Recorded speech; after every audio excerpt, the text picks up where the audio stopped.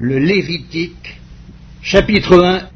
L'Éternel appela Moïse. De la tente d'assignation, il lui parla et dit, « Parle aux enfants d'Israël, et dis-leur, lorsque quelqu'un d'entre vous fera une offrande à l'Éternel, il offrira du bétail, du gros ou du menu bétail.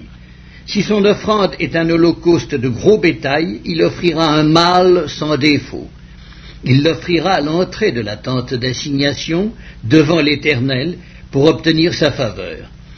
Il posera sa main sur la tête de l'holocauste, qui sera agréé de l'Éternel, pour lui servir d'expiation. Il égorgera le veau devant l'Éternel, et les sacrificateurs, fils d'Aaron, offriront le sang et le répandront tout autour sur l'autel qui est à l'entrée de la tente d'assignation. Il dépouillera l'holocauste et le coupera par morceaux. Les fils du sacrificateur, Aaron, mettront du feu sur l'autel et arrangeront du bois sur le feu.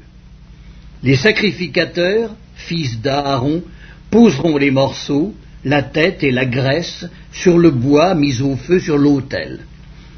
Il lavera avec de l'eau les entrailles et les jambes, et le sacrificateur brûlera le tout sur l'autel. C'est un holocauste, un sacrifice consumé par le feu, d'une agréable odeur à l'Éternel. Si son offrande est un holocauste de menu bétail, d'agneaux ou de chèvres, il offrira un mâle sans défaut. Il l'égorgera au côté septentrional de l'autel, devant l'Éternel.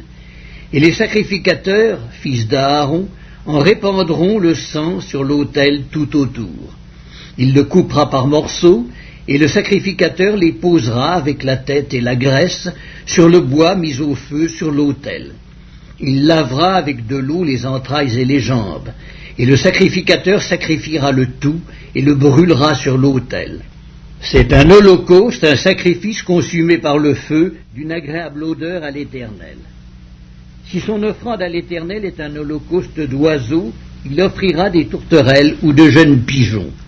Le sacrificateur sacrifiera l'oiseau sur l'autel, il lui ouvrira la tête avec l'ongle et la brûlera sur l'autel.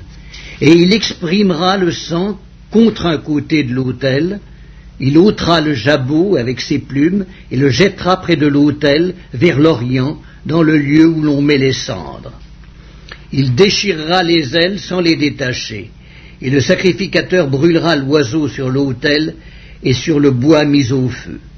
C'est un holocauste, un sacrifice consumé par le feu, d'une agréable odeur à l'Éternel.